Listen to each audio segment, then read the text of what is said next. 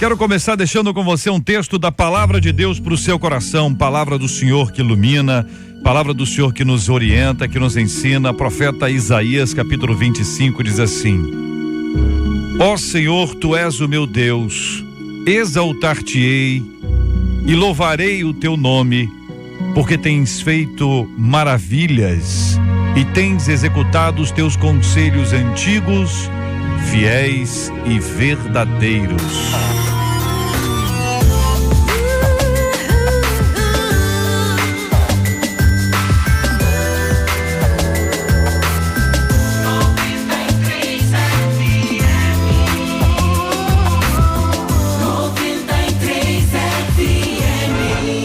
Está entrando no ar, Debate 93.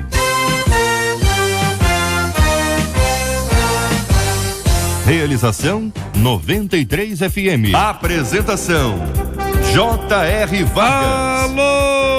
Alô, meu irmão, alô, minha irmã, aqui fala J.R. Vargas. Estamos de volta, começando aqui mais uma super edição do nosso Debate 93 de hoje, nessa terça, 25 de outubro. Fale com o Debate 93. 2461-0093. E-mail debate@radio93.com.br. Facebook Rádio 93 FM. Site www.radio93.com.br. Fale com a 93 pelo WhatsApp 96803-8319. 96803-8319. Minha gente, olha aí, nós vamos estar discutindo vários assuntos aqui no nosso Debate 93 de hoje, entre eles aqui um camarada que é seguido por milhares de pessoas no Instagram, apresentando aquela fachada de luxo, sabe, aquela ostentação, aquela vida ostentação. Depois descobriu que o cara tá mais quebrado que cocô, tá mais duro que cocô.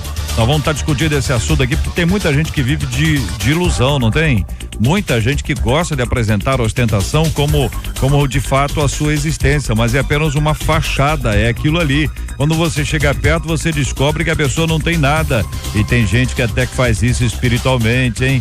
Já sabe usar os termos certinhos, já tem a postura correta. Aí é aquele crente ostentação, quando você chega perto é carne pura, pelo amor de Deus, hein?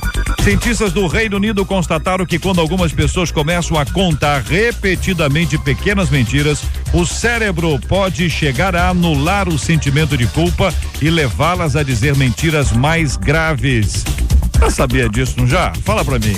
Já sabia disso? A Bíblia não conta isso, que as pessoas ficam com a mente cauterizada, mas quando a ciência vem e comprova isso, fortalece ainda mais essa ideia. Nós vamos estar discutindo esse assunto, aquelas pequenas mentiras, sabe? Que você não tá aqui, fui ali, não foi lá, você fez isso, eu fiz, aí o cérebro vai acostumando. Daqui a pouco não dói mais, não te incomoda mais. Durante o final de semana, um caso policial inusitado foi registrado pela Polícia Militar de Pinhão, ali no sudoeste do Paraná. Um fã da série de filmes Velozes e Furiosos. Já viu esse filme? Tem uma série, já tá em que número que tá? Qual é o último? 15, 19, 33? Velozes e Furiosos. O camarada, o menino, furtou uma viatura para imitar uma cena do filme. Entendeu? Ele pensou, vou roubar essa viatura aqui e vou pedir pro meu colega me filmar. Aí o meu colega me filmou e os dois foram em cana. Vamos tratar sobre esse assunto já, que afinal de contas, minha gente, existem pessoas que observam uma história, um filme, querem de alguma forma imitar. Infelizmente, essa é uma realidade. Esse caso nos leva a avaliar que tipo de inspirações estamos tendo em nossas vidas. Quero ouvir sua opinião, participação no Debate 93. É nosso ouvinte aqui, hein? Aprendi com a Bíblia que mesmo que eu tenha sido ofendida, eu devo pedir perdão e sempre procuro agir dessa forma. Mas o que tenho percebido é que existe muita falsidade na igreja e fico me perguntando se é realmente possível viver uma verdadeira comunhão com os irmãos. Para que congregar se há tão pouco a aprender quando o povo se junta? Mas, ouvinte, você também tá desanimado, hein, ouvinte? Pelo amor de Deus, hein? Posso servir a Deus em minha casa, onde jamais me decepcionarei com alguém? Quem é que não tem decepção com quem mora dentro de casa? Ah, ouvinte, como lidar com tanta fofoca? Não tem fofoca, né? Tem? Na igreja tem fofoca, inveja e falsidade? Fofoca, inveja e falsidade, isso tem? Pelo amor de Deus, hein? Este é o Debate 93.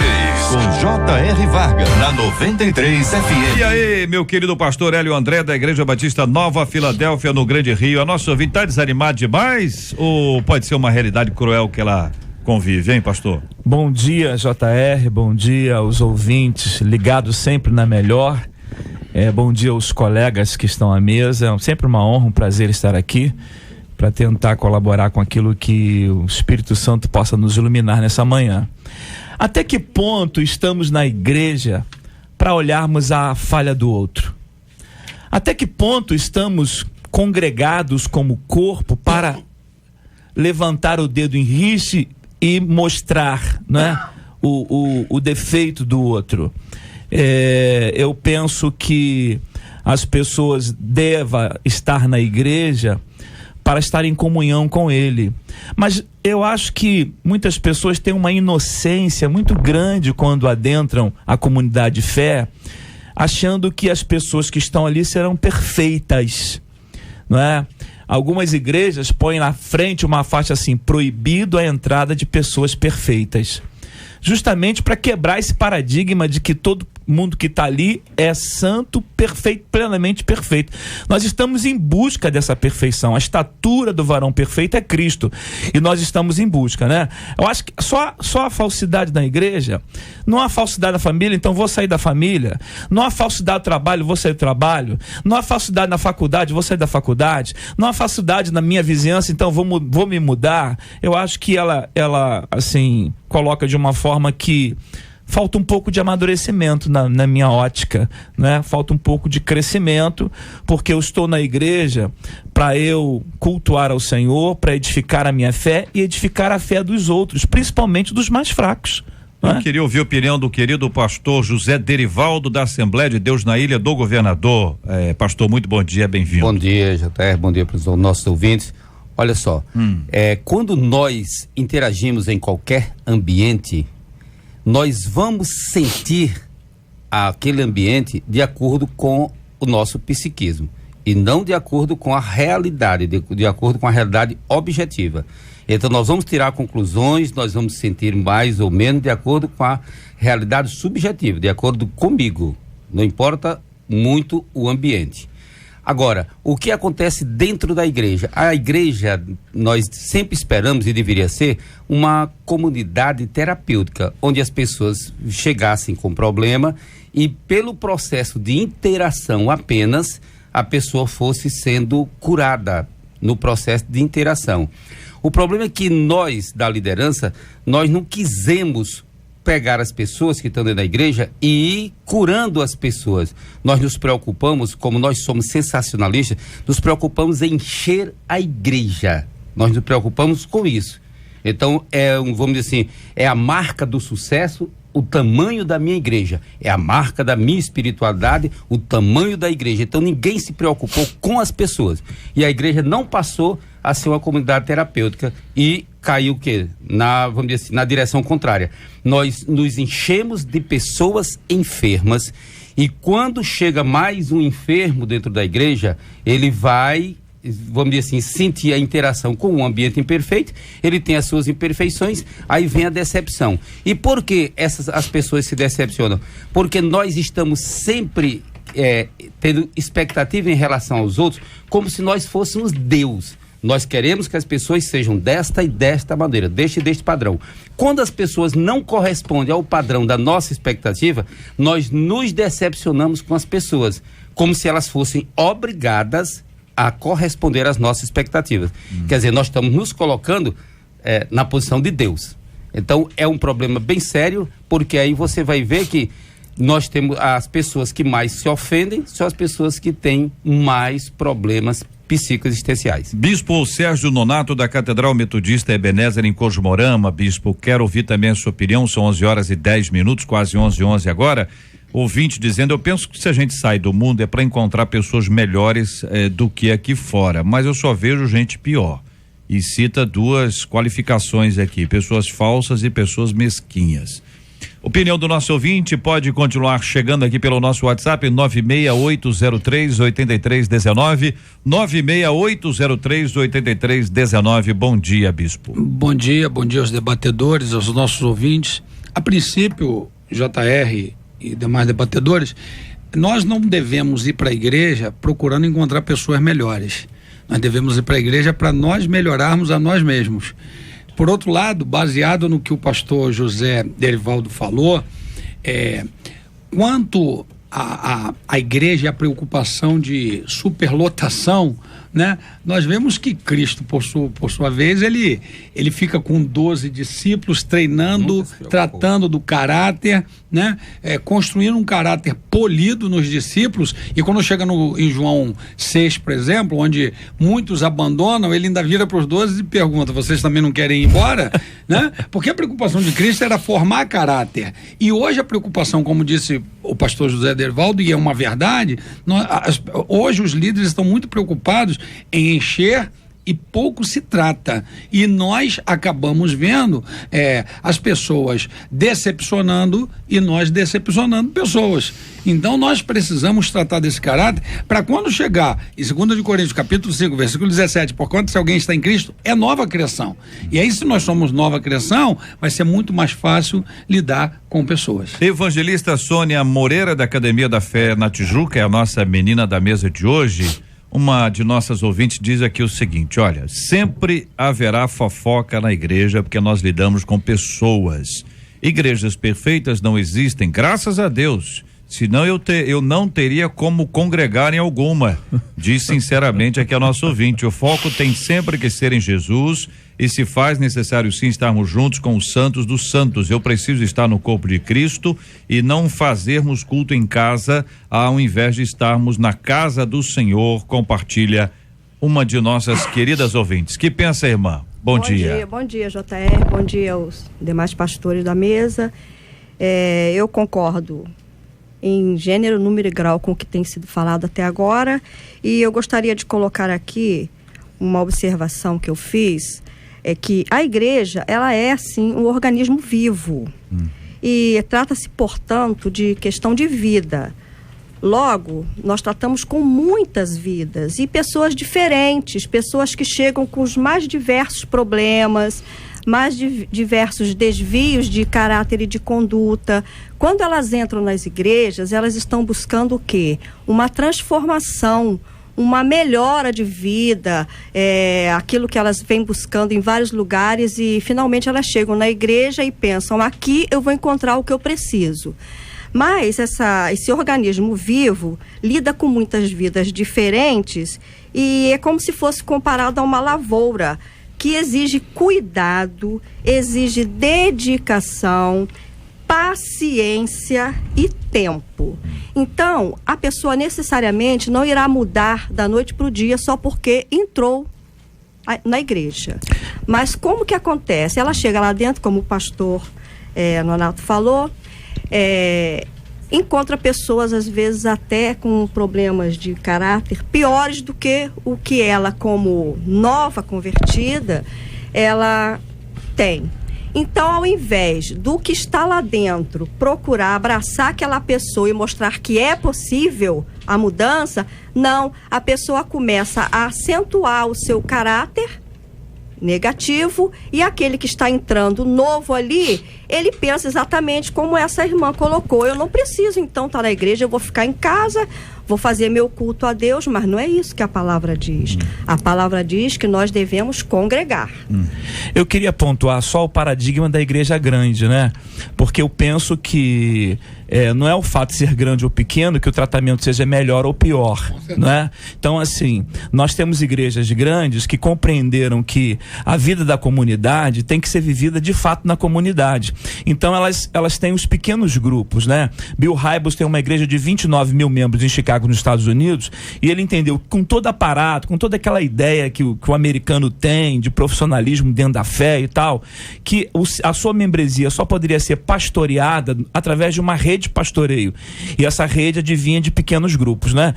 Deus nunca teve problema com os números, nós é que temos os homens. Deus começou com 12 discípulos, e na primeira explosão da igreja tinha 4.000 pessoas. Na segunda mais 5, na terceira muito mais. Cada discurso que havia, Deus salvava milhares de pessoas. E como a igreja resolveu esse problema? Colocando pessoas em casa, com crentes mais maduros, que pudessem transferir esse conhecimento. Na verdade, a edificação do corpo é isso.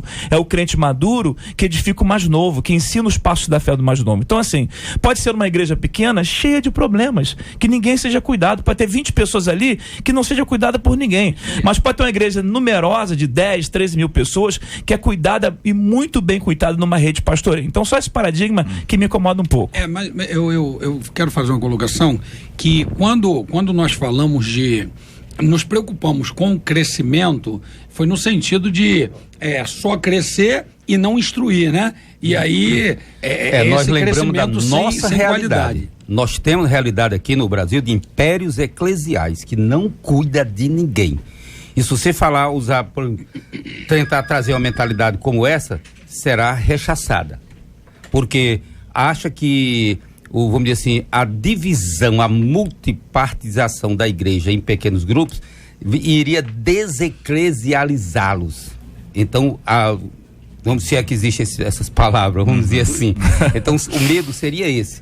Então, o problema do Brasil é o excesso de institucionalização da religião por parte de igrejas que são impérios eclesiais, eles rechaçam essa ideia de, vamos dizer assim, múltiplos líderes cuidando das pessoas, porque eles aprenderam vamos dizer assim, a duvidar de que eles foram chamados por Deus para aquela posição e querem atrair a atenção toda para eles, e os líderes dos pequenos grupos iriam dividir essa honra, essa glória com ele não quer dividir com Porque são os donos da igreja, né?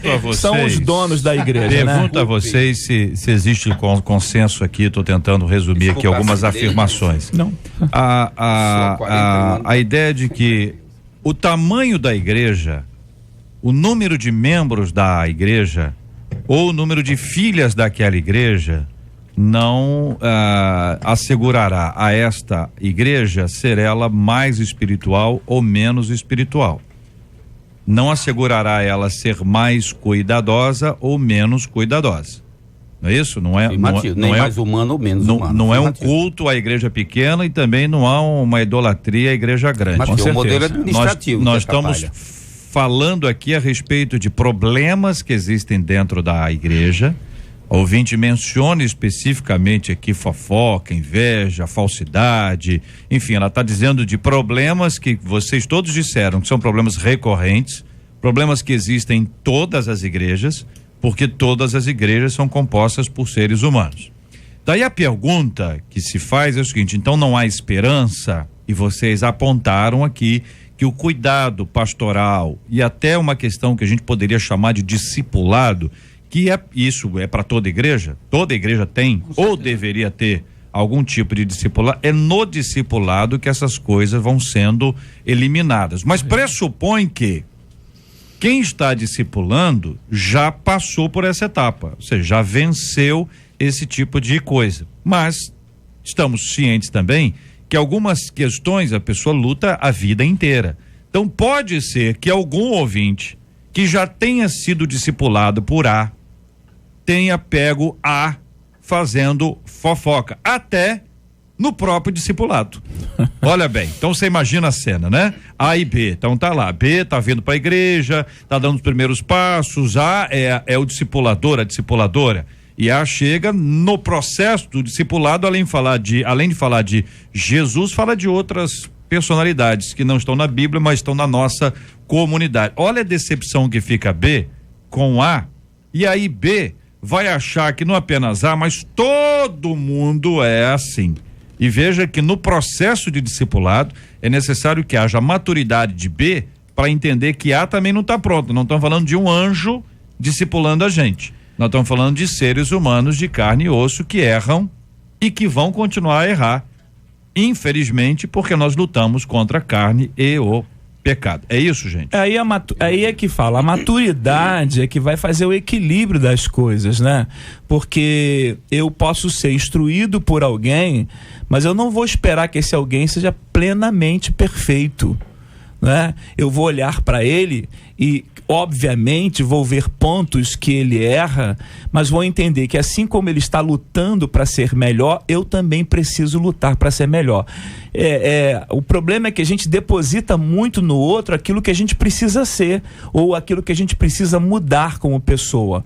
Então, se eu entendo que ele é um instrumento de Deus na minha vida para me melhorar, entendendo também que ele precisa de muitas áreas na sua vida serem mudadas por Deus e pelo Espírito Santo e pela atuação da palavra do Senhor, então eu vou bem. Mas quando eu coloco essa pessoa como um Deus, como alguém, né, um líder máximo, que eu centralizo nele tudo, existem pessoas que acham que o pastor não almoça, que o pastor não tem vida social, que o pastor é quase como um anjo, né? Pergunto a vocês aqui, pergunta de uma de nossos ouvintes: é possível ficar em casa e ceiar em uma igreja? Ela não tem comunhão, vai ser a Claro que não. E assim, nós estamos enfrentando um problema sério quanto a isso. Nós estamos enfrentando um problema sério quanto a isso, porque virou moda. E hoje, por exemplo, você pega uma escola dominical que há 15 anos atrás era superlotada, onde a gente conseguia instruir e discipular. Hoje você vê aí 20%, 30%, né, de pessoas dentro de uma igreja para a escola dominical. Aí nós ficamos pensando, como é que uma pessoa dessa que não frequenta, não é discipulada, não é instruída, vai reclamar de uma situação dessa se também não é instruída? Então não pode, né? Porque a pessoa aqui aparentemente transforma a ceia numa refeição, né? Numa obrigação. Ela acaba banalizando. Ela não entendeu o que é ceia. A ceia ou não explicaram para ela, não sabe o que é. Antigamente, quando eu era novo de crente, isso há mais de 40 anos atrás, né? Vocês não eram nascidos. Aí nós chamávamos a ceia de comunhão. Então já vamos dizer assim, já tinha um paradigma estabelecido. A ceia para você estar junto com as pessoas com quem você tem comunhão. Olha aqui o ouvinte dizendo: olha, pastor, aqui é nossa querida evangelista, JR, minha igreja é bíblica, diz aqui o ouvinte. Lá tem de tudo: mentirosos, arrogantes, invejosos, loucos, fariseus, enganadores, adúlteros, todos nós somos falhos, e ai de nós se não fosse a graça de Deus, diz a nossa ouvinte. JR, eu tenho percebido, eu tenho 20 anos que o Senhor me alcançou, eu glorifico a Ele por isso, e nessa caminhada de 20 anos, não 40, viu, pastor, mas 20, eu passei de 40. Estou chegando lá. Eu tenho visto muita coisa. E quanto mais a gente vive, mais a gente convive com o ser humano, a gente vai aprendendo muitas coisas. Coisas boas, graças a Deus, e também, infelizmente, coisas muito ruins. Agora, eu percebo algo que desde a infância do ser humano, ele é, assim, induzido a fazer. Os iguais. Então, quando as pessoas percebem que o outro faz determinada coisa parecida com o que ele faz, ele procura se associar àquela pessoa. Os adolescentes têm muito isso, tanto que eles formam assim, porque eles ainda estão em fase de amadurecimento, né, de atitudes e de tudo, então eles costumam se associar com pessoas que fazem as mesmas coisas. E eu percebo que dentro das igrejas também, a gente costuma usar um termo assim, meio até não muito bonito, que são as panelinhas. Não é? Isso aí é o... Grupos de afinidade. Isso aí é o caos dentro de uma igreja, são as panelinhas. Mas vocês podem observar, se a mulher é mulher de oração, ela vai procurar se juntar com aquela mulher de oração. Se a mulher é mulher de fofoca, ela vai procurar se juntar com a mulher que faz fofoca. Por quê? Porque ela ainda não teve a direção, exatamente como o pastor falou, do Espírito Santo, que é ele que nos conduz a toda a verdade. Então, se eu sei que eu, como nova criatura, preciso ter um comportamento igual ao meu Senhor, eu preciso me policiar, preciso me unir aos melhores. Então, se eu quero ser uma pessoa do bem, eu vou me unir a uma pessoa do bem. E é isso que importa. Deixa eu falar dos sem igreja, né? E os desigrejados, que é muito comum hoje. Cristo teve duas missões distintas e claras quando veio à Terra. A primeira, salvar todo aquele que se havia perdido, estabelecer o ministério da reconciliação com o Pai. A segunda, estabelecer a igreja como agência dos céus aqui na terra. Ora, esta igreja compõe o corpo dele, o corpo místico de Cristo. Como é que eu posso, como um membro deste corpo, estar desligado do corpo? Qualquer membro que for amputado do corpo, o seu estado final é a morte. Não há vida fora do corpo. Não é porque eu estou conectado às pessoas, porque eu estou conectado às pessoas e as pessoas estão conectadas a Cristo, que é o cabeça do corpo. Então a vida provém da videira. Ele é a videira que nutre esse corpo. Estando eu desconectado, eu estou dizendo o seguinte: eu sou autossuficiente, eu sou um pouco Deus, eu sou um tanto arrogante, porque se nada presta, só eu presto. Se tudo é ruim, só eu sou bom. Se todo mundo é imperfeito, só eu sou santo. Que negócio é esse? Que papo é esse agora? Que você sozinho acha que pode compor o corpo de Cristo. A Bíblia diz que o corpo é composto por vários membros, cada membro recebe dons para a edificação do corpo todo. Eu em mim mesmo não tenho todos os dons que sirvam para edificar o corpo todo. Que negócio é esse? Então nós temos aqui um consenso da importância de se tratarem os assuntos, dos assuntos serem tratados, de entender que as pessoas não estão prontas ainda, nós estamos todos em obras, é um processo de preparação, nós temos que ter paciência com as pessoas, como nós queremos que as pessoas tenham paciência conosco. É lógico, estou lendo aqui vários ouvintes dizendo que eles foram alvos. Todo mundo que é alvo de fofoca sofre muito mais.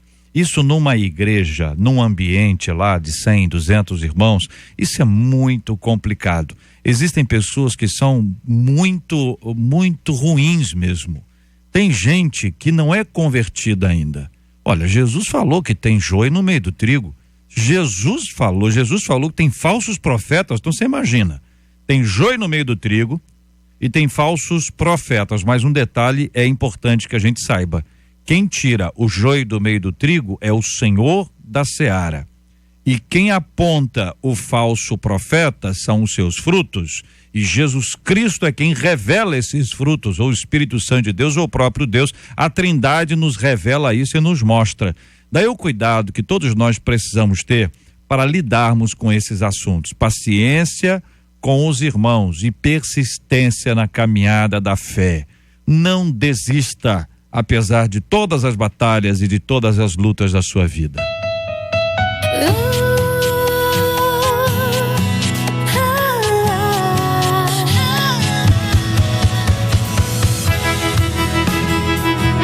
Conquistou meu coração.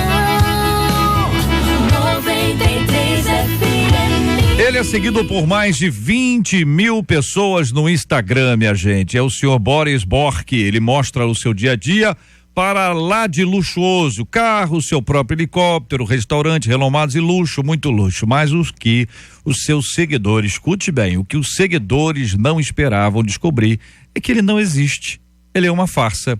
Boris Bork, na verdade, é um experimento de dois amigos que queriam provar que não é preciso ter muito dinheiro para ser um personagem, uma personagem de sucesso nas redes sociais e que você pode ser quem quiser no mundo virtual. Olha que coisa impressionante. Eles fizeram um estudo. Isso era um estudo. Me surpreendi gastando apenas 2.500 em 2 meses. Muita grana pra gente, hein, irmão?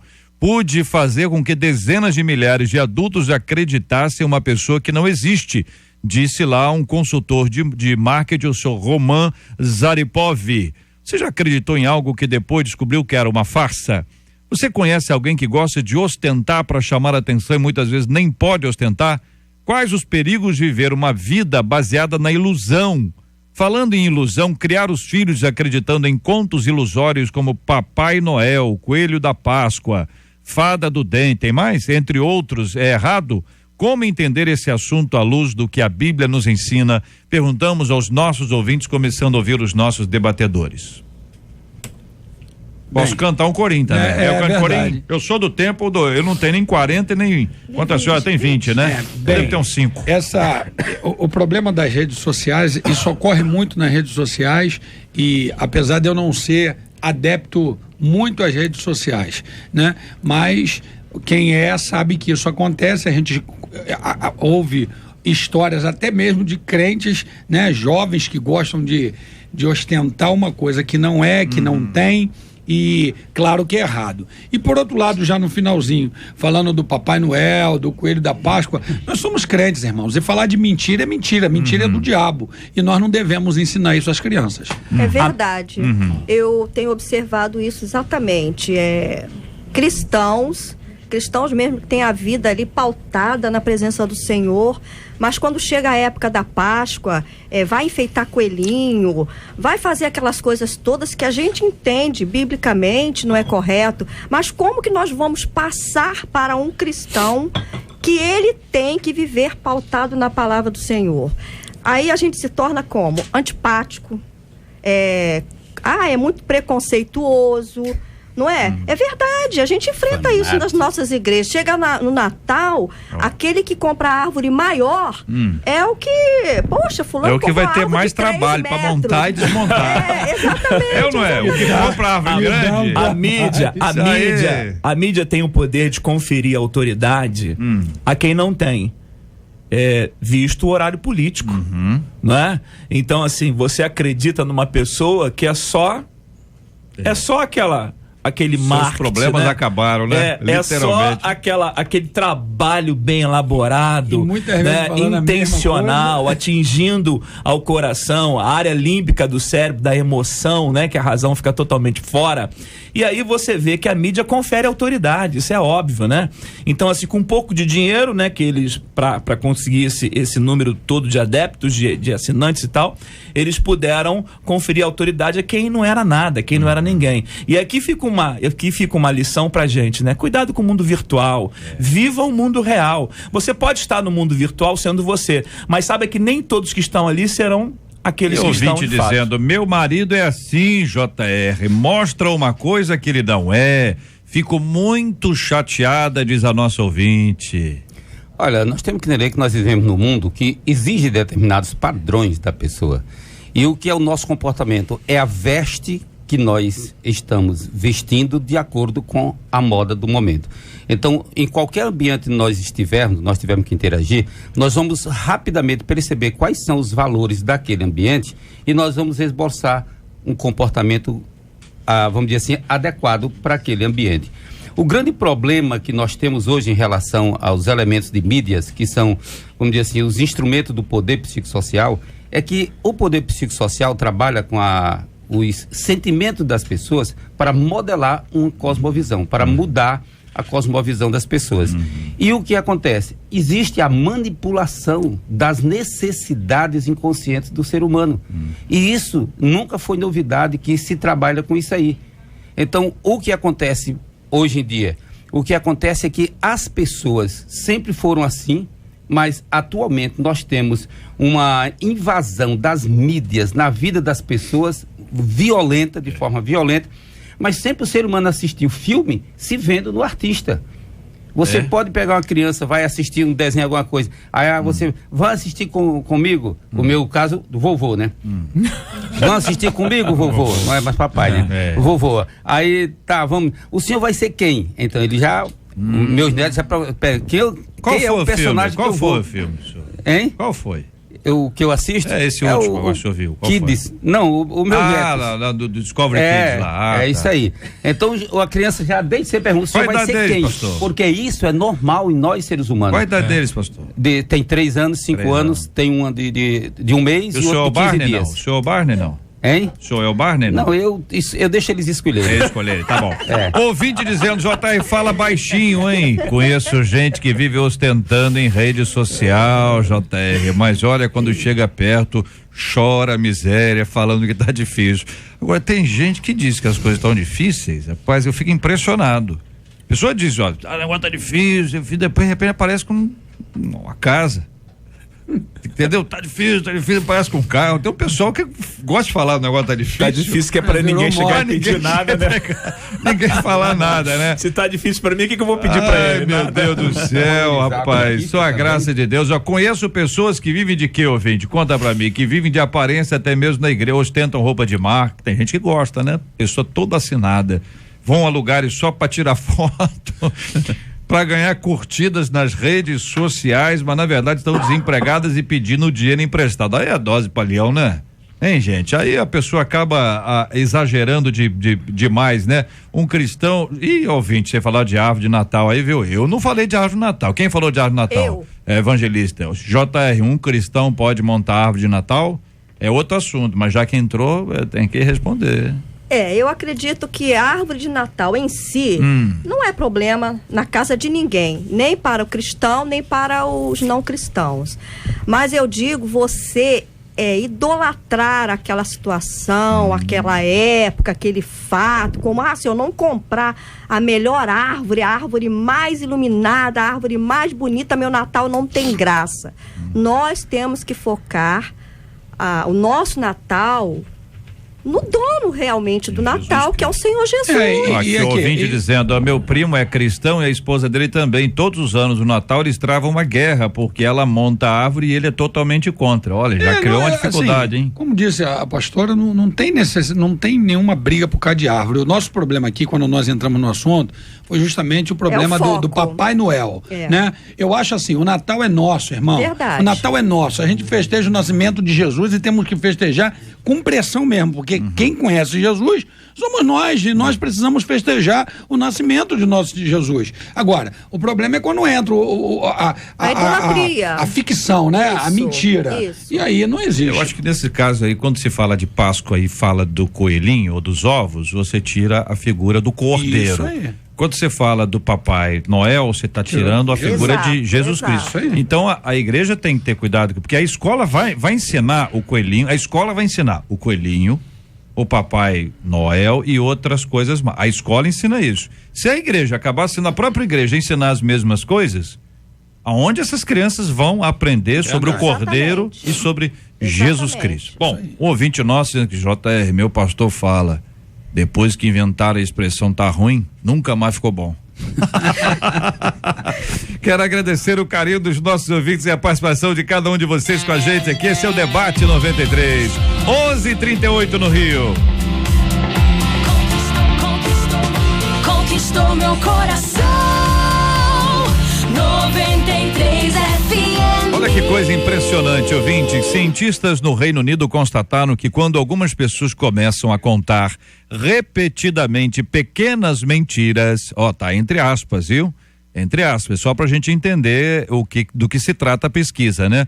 O cérebro pode chegar a anular o sentimento de culpa e levá-las a dizer mentiras mais graves. Segundo revela um estudo publicado nesta segunda-feira pela revista Nature, o resultado apresentado pela pesquisa desenvolvida pela Universidade de Londres nos alerta para o risco de uma mente cauterizada pelo pecado, como aponta em 1 Timóteo 4, 1 e 2. Você conhece pessoas que vivem a prisão de uma mente cauterizada pelo pecado? O que fazer quando o pecado já não mais incomoda? Como ser alguém cuja mente está sempre sensível à voz de Deus e à sua correção? Observem, a ciência aponta a cauterização. Exato, JR. Essa questão da pessoa viver falsamente ou viver na mentira ou viver com uma vida pautada no pecado, vai muito mesmo do condicionamento dela própria. Ela se condicionou a falar mentiras e a mentira é uma bola de neve, a gente sabe disso. Começa com uma mentira pequena, logo após, mais lá na frente, você vai precisar consertar aquela mentira, você já fala outra mentira e assim vai prosseguindo. Quando essa pessoa conhece a Cristo, ela realmente tem um pouco de dificuldade de largar esse pequeno defeito, não tão pequeno, né?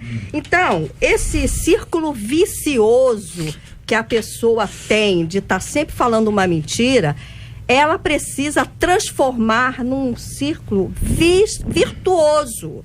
É difícil o círculo vicioso se transformar em virtuoso? É um processo um pouco demorado, mas se a pessoa tiver firmeza, estiver sempre na palavra, em cima da palavra, buscando o Senhor, ela com certeza ela será vitoriosa, não só nessa questão, como em todas as questões de desvio de caráter e de conduta. A mentira tem um pai.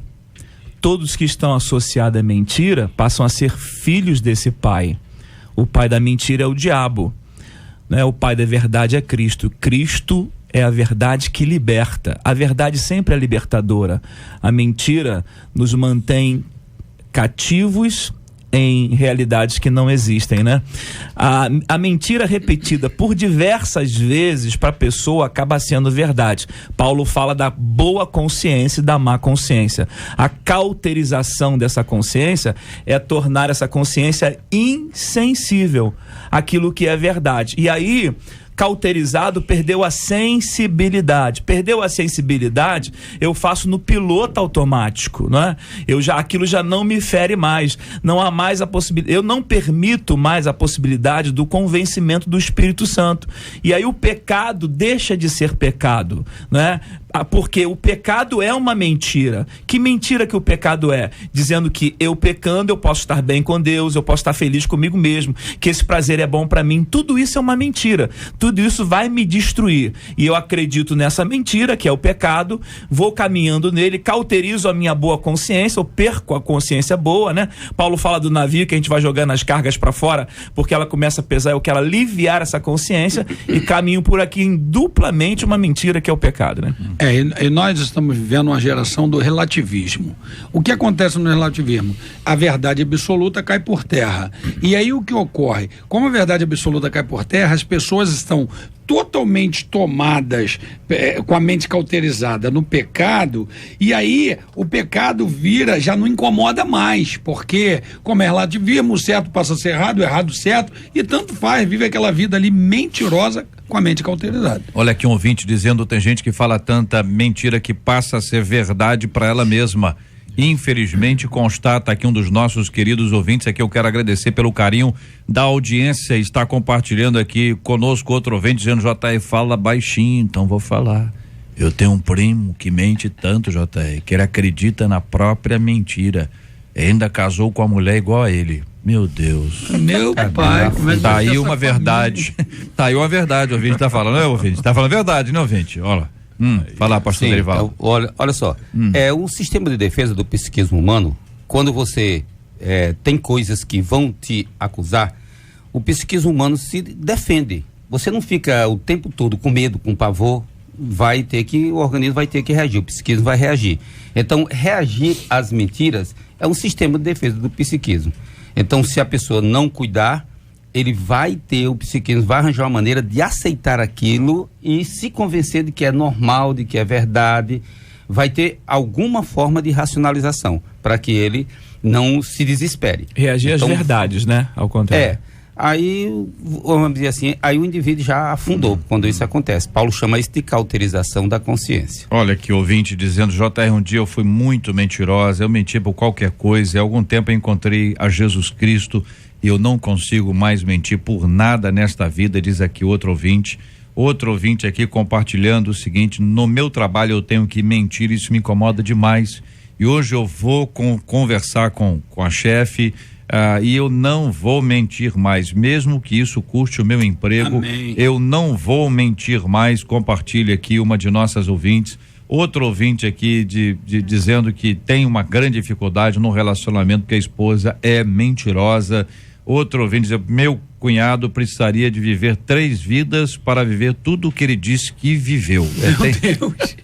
Tem gente que fala que só que é entre nós aqui. Superlativa tudo, né? Tem gente que dá uma exagerada. Olha, a pessoa, você escuta, você fala assim, como minha vida é monótona, meu Deus do céu. Se a pessoa viveu, de verdade, eu ouvi tá falando que se a pessoa viveu 1/3 daquilo, já encheu a vida.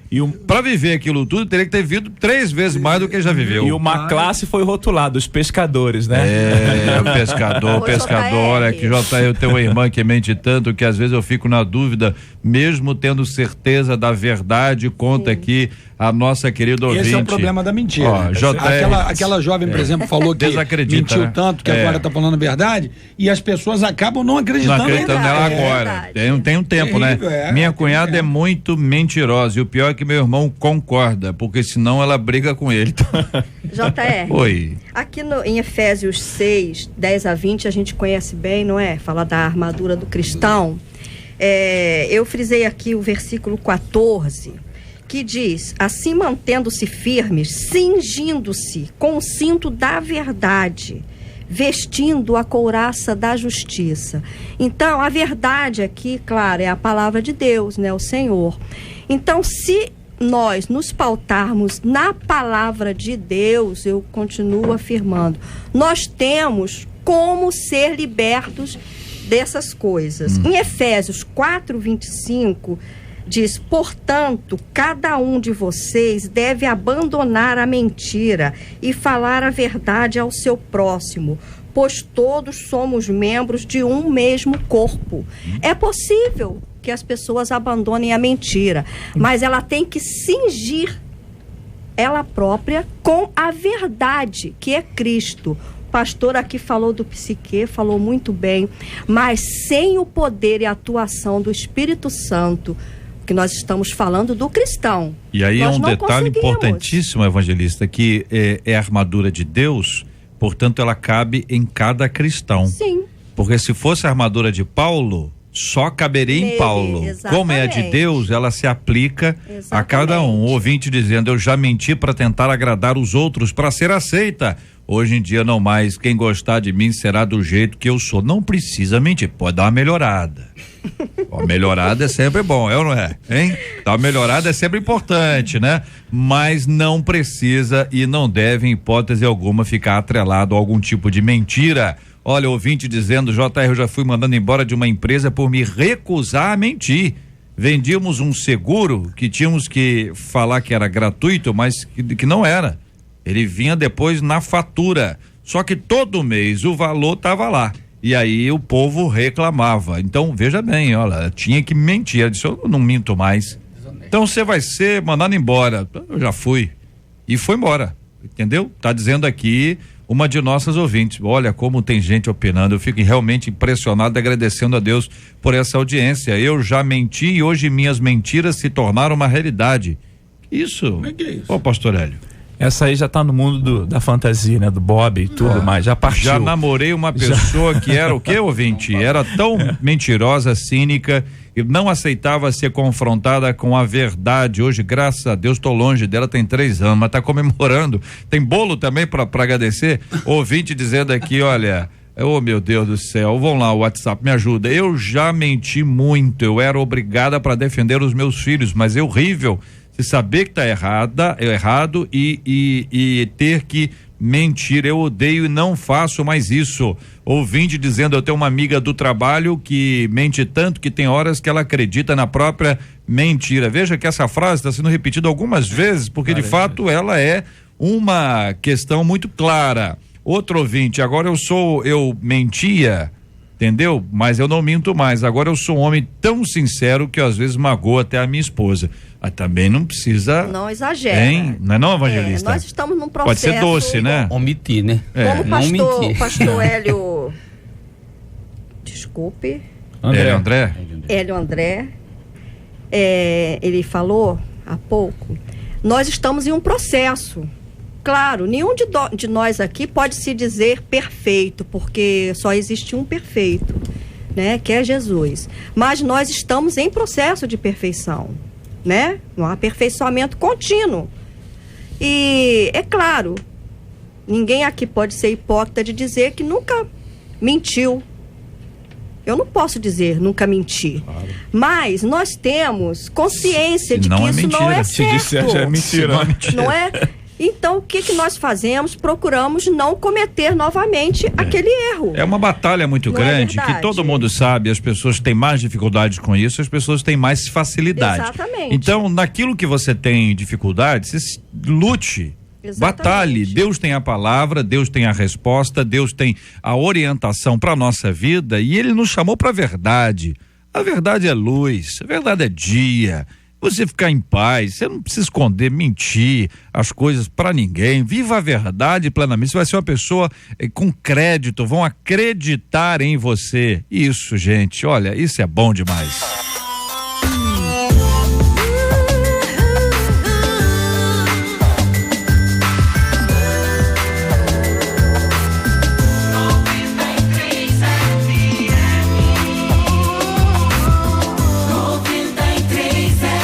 Durante o final de semana, um caso policial inusitado foi registrado pela Polícia Militar de Pinhão, cidade na região sudoeste do Paraná. Um fã da série de filmes Velozes e Furiosos, que está já no número 8, lançou esse ano, furtou uma viatura para imitar uma cena do filme. Detido em sua casa e levado à delegacia, o rapaz confessou o crime e tentou se explicar, afirmando que queria fazer igual o Velozes e Furiosos, entendeu? É isso que eu queria só, entendeu, doutor? O rapaz acrescentou que o amigo havia dito que seria uma oportunidade para andar no banco da frente da viatura. Depois andaram no banco de trás. Ou quem sabe, como é que chama aquele lugar lá atrás? Caçapa. Caçapa. Caçapa. Meu Deus, tem esse nome mesmo, né? Tem. Caçapa. Vai pra caçapa. Joga Olha, na caçapa, né? Gente vivendo e aprendendo, essa eu não Caçapa. sabia. Caçapa. Caçapa. Meu Deus, então o E ele já camarada deve ter aqui ou andado andou muito. no banco de trás ou andou na caçapa, né? Andou muito na caçapa. Esse caso nos leva a avaliar que tipo de inspirações estamos tendo em nossas vidas, né? Você conhece alguém que, por querer imitar uma pessoa que admirava, acabou criando sérios problemas para sua própria vida? Uma admiração pode passar do limite do saudável e se tornar algo perigoso? Quais os limites da admiração? E aí, queridos debatedores, Hélio André, Sônia Moreira, Sérgio Nonato, José Derivaldo, evangelista, pastor e bispos, presente aqui no debate de hoje. É quando o eu, né, ele desaparece e toma a performance de um personagem, né? Isso é muito comum na vida de líderes também, né? Quando o personagem, né, é mais forte que o eu, que é a essência da pessoa. Eu acho que aconteceu isso com ele e ele então incorporou a mentira naquilo que é verdade, que é ele mesmo, né? E aí processou dessa forma É a sua imaturidade, mente. pastor Hélio? O ouvinte está dizendo aqui que acredita que seja fruto da imaturidade. Maturidade não. sim, mas assim, você tem pessoas adultas que envolvem essa selfie, né? De fora, a que é apresentada, a pública, e ofusca a real, aquilo que você é. Então aquilo que você faz é tão mais forte do que aquilo que você é. E você oculta o que você é e passa a ser aquilo que você faz, né? Então, basicamente, ele no mundo ilusório recebeu essa influência e partiu para dentro. Eu creio que tem muitas pessoas que não têm convicção do que é e acaba vivendo na ilusão daquilo que vê, né? Busca de autoafirmação. Todo Uma mundo busca tem. de autoafirmação, seja na novela, seja no filme, seja em pessoas, né? Exato. E aí o que ocorre é que ele viveu essa ilusão por não ter convicção do que é e acabou querendo praticar, baseado naquele filme, algo que trouxe danos terríveis, porque ele não foi só para a delegacia se explicar, deve ter assinado alguma. Eu Uma acho coisa é a o- inspiração da coisa, eu o acho cara que o fazer uma grande- coisa que é crime, né? Isso aí. O grande problema não é o indivíduo ter esse sonho, todo mundo tem sonho. A questão é o seguinte, é a conjuntura sociopolítica nossa que permite se fazer qualquer coisa. Nós temos um problema sério no Brasil de consciência nesta geração atual, porque nós tivemos uma mudança muito forte quando nós saímos do estado de exceção para o estado de direito. E parece que as pessoas entenderam que o estado de direito é o estado no qual só se tem Anarco, direito. né? Ninguém tem Faz o que obrigação, quer, ninguém tem Exato. responsabilidade. E, além do mais, criou-se uma mentalidade. Você é de menor, você faz tudo o que você quer. Aí, no dia que você completa 18 anos, alguém chega e diz, agora, a partir de hoje, você não pode mais fazer nada. Como você está condicionado só a fazer tudo o que ele quer? Então, nós temos problemas sérios na nossa geração.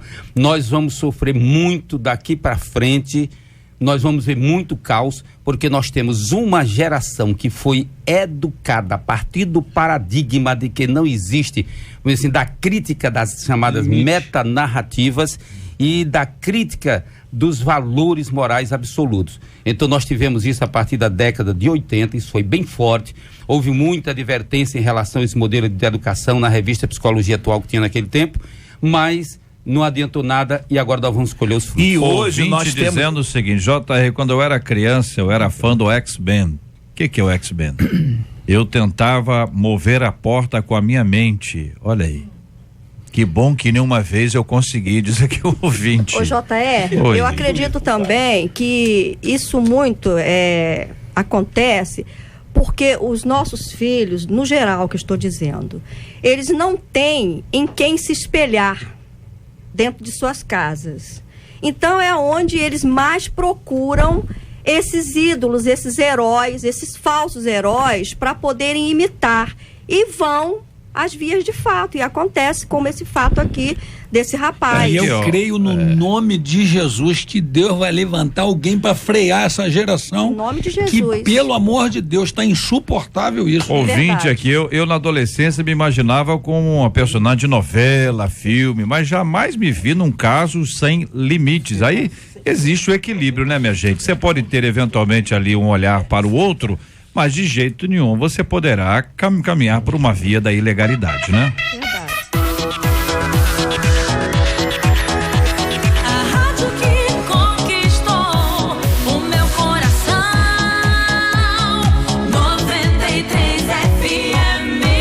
Muito obrigado aqui aos queridos debatedores, companheiros aqui no nosso debate 93 de hoje. Alô, Marcela. Você conhece alguém que prefere não ir à igreja porque não acredita na comunhão entre os irmãos? Essa foi a pesquisa 93. Você não está me perguntando, você está dando o resultado da pesquisa de hoje? É isso? Não, sei lá, ué. Sei lá, vamos lá. Qual é o número final? 78% dos ouvintes disseram que sim. A gente está correndo por causa do horário eleitoral. Que dia que acaba, hein, horário eleitoral? Qual é a notícia? Em sexta? Acho que até sexta a gente ainda tem. Não, acho que é quinta, né? Não? Dá uma olhada lá. Vamos dar uma notícia para os nossos ouvintes aí. Muito obrigado, queridos, acompanhando aqui o nosso debate 93 de hoje. Muito obrigado pelo carinho da sua audiência. Nós vamos orar juntos nessa hora. Vamos pedir aqui a bênção, a graça de Deus sobre as nossas vidas. Vamos apresentar o coração de cada um de nós diante do nosso Deus em oração, que é sempre muito especial. Vamos pedir aqui a gentileza do bispo Sérgio Nonato de orar conosco. Vamos apresentar esses temas todos diante de Deus em oração que nós apresentamos hoje. Temos orado sempre pela cura dos enfermos, pelo consolo aos corações enlutados. Temos orado pelas eleições, para que Deus conduza cada passo deste processo que leva depois 4 anos para reverter. Vamos pedir a orientação e a sabedoria divina em nome de Jesus. Tu és o Deus da nossa vida e nós queremos louvar o teu nome e agradecer ao Senhor porque estamos aqui trazendo, meu Deus, a orientação para tantas vidas que estão desorientadas, que não tem às vezes alguém para ser referência na vida deles. Tu és a referência para nós, Pai, e nós pedimos, muda a história dessas vidas. Toma essas pessoas que estão dentro da igreja e estão em conflitos por não achar a perfeição. Nós não vamos achar a perfeição, então trata desse assunto com cada um. Toma cada um nas tuas mãos, toma os enlutados, toma os enfermos, meu Deus, essa eleição que vai acontecer agora no final de semana, tome a frente, não permita, Senhor, no nome de Jesus, que entre aquele que vai trazer mais ruína para nossa nação, para o nosso estado. Oh, meu Pai, no nome de Jesus, nós estamos vivendo dias terríveis, que a nossa esperança está em Ti, em nós não há mais força alguma, mas os nossos olhos estão postos em Ti. Toma a nossa saída, guarda-nos e livra-nos de todo mal, de crimes de sangue, de homens sanguinários. Nos dá um retorno de paz nos nossos lares, abençoando cada um e abençoe o almoço de todos, oh meu Pai, a vida de cada um. Nós oramos e Te agradecemos no nome poderoso de Jesus Cristo. Amém. Que Deus te abençoe. Você acabou de ouvir Debate 93.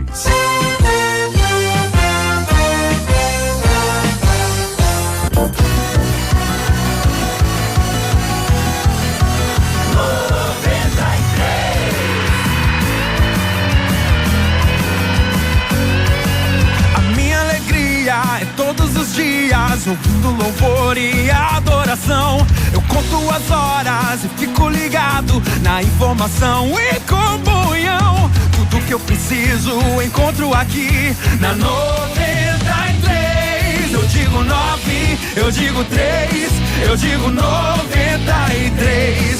Eu digo 9, eu digo 3, eu digo 93. É